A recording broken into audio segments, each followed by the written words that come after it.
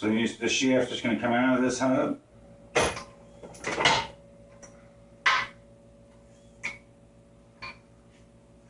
You can see how the shaft looks, and you see the hub just pressed on there. It had about a 1.5 thousandths pressed, about 1 thousandths press.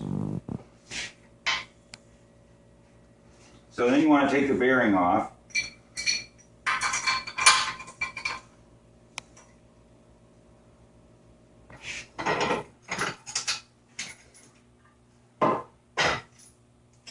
Okay. So now that's the end of your shaft.